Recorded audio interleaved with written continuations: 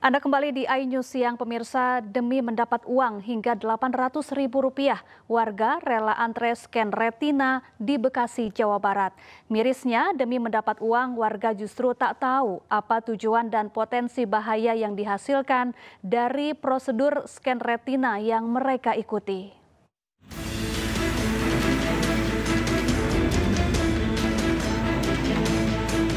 Sebuah ruko di Jalan Insinyur Juanda, Bekasi Timur, Kota Bekasi, Jawa Barat diserbu puluhan warga baik tua dan muda. Mereka terlihat antri untuk menunggu giliran.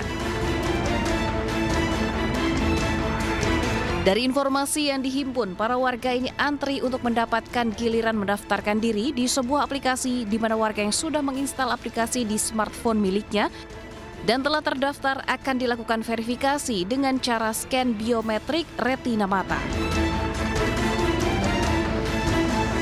Usai diverifikasi, warga mendapat sejumlah koin yang akan dikonversi ke mata uang rupiah. Sejumlah warga merasa tertarik karena bisa mendapatkan uang sebesar Rp800.000. Mirisnya, mereka bahkan belum memahami untuk apa ke depannya aplikasi ini. Mengidentifikasi dari mata itu, dari apa namanya? Oh, dari mata lewat alat lah gitu ya. Terus langsung dapat duit? Iya. Atau ada download lagi gitu-gitu? Nggak ada. Nggak ada? Tadi jelasin di dalam. Bilang katanya nggak menyangkut data pribadi. Dapat duitnya berapa?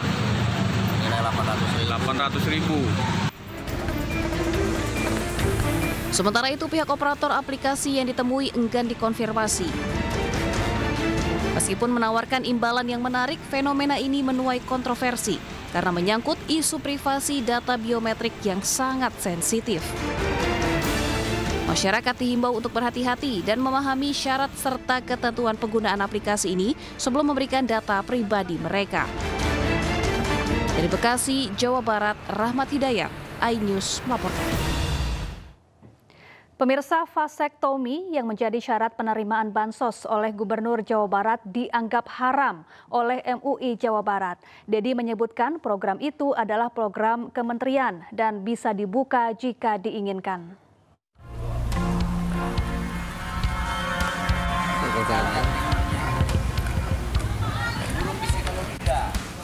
Gubernur Jawa Barat Dedi Mulyadi menanggapi respon Majelis Ulama Indonesia Jawa Barat yang menyebut vasektomi haram. Dedi menyebut program vasektomi merupakan program pemerintah pusat melalui Kementerian Keluarga Berencana dan bisa saja dilakukan kapanpun.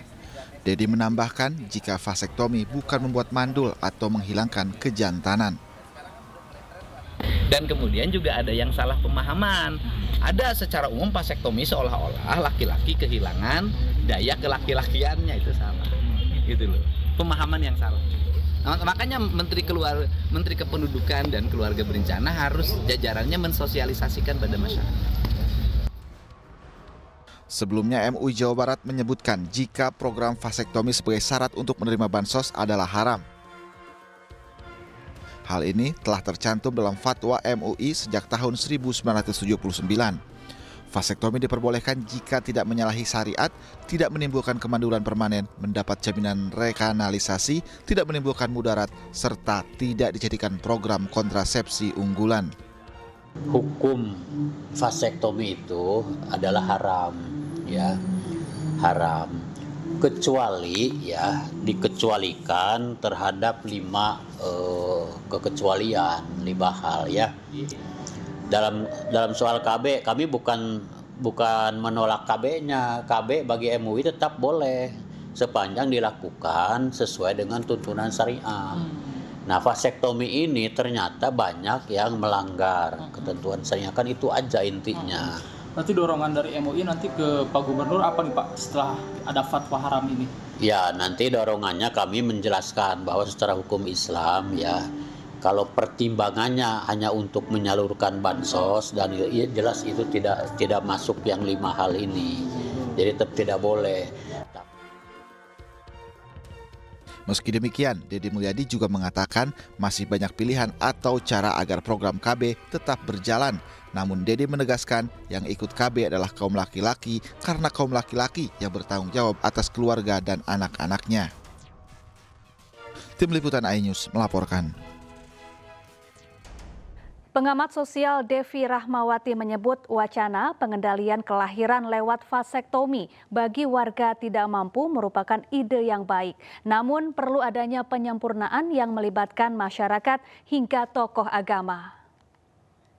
Niat Pak Gubernur baik sekali dan harus kita dukung. Hanya tinggal disempurnakan dengan metode yang lebih melibatkan partisipasi warga, melibatkan para tokoh-tokoh agama dan masyarakat, sehingga orang berbondong-bondong datang bukan hanya karena ada tekanan.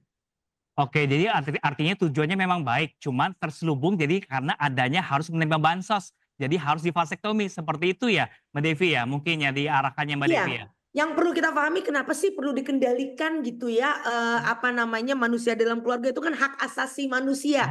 Pertama, kalau data gitu ya dari PBB maupun data dari Indonesia sendiri, kalau sebuah keluarga itu punya 4 anak gitu ya, minimal paling sederhana penghasilannya harus 10 juta.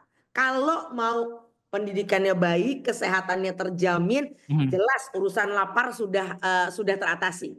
Bayangkan, sedangkan kita tahu banyak keluarga-keluarga yang ekonominya terbatas, tapi kemudian memiliki banyak anak yang ujungnya apa? Mudah terjebak hutang. Itu data. Kita beralih ke informasi lain pemirsa, sejumlah purnawirawan TNI Polri menyatakan sikap mendukung pemerintahan Prabowo Subianto. Dalam pernyataan sikap tersebut dihadiri oleh Jenderal Purnawirawan Wiranto dan Jenderal Purnawirawan Agung Gumelar. Pernyataan sikap bersama Bupati. Sejumlah purnawirawan TNI Polri menggelar pertemuan di kawasan Jakarta Selatan. Dalam pertemuan yang dihadiri oleh Jenderal TNI Purnawirawan Wiranto dan Jenderal TNI Purnawirawan Agung Gumelar menyampaikan sejumlah pernyataan sikap. Di antaranya mendukung pemerintahan Prabowo Subianto. Pernyataan sikap disampaikan PLT Ketua Umum Persatuan Purnawirawan TNI Angkatan Darat atau PPAD, Majen TNI Purnawirawan Komarudin Simanjuntak. Purnawirawan TNI Polri mendukung sepenuhnya program pemerintah sesuai dengan Asta Cita. 5.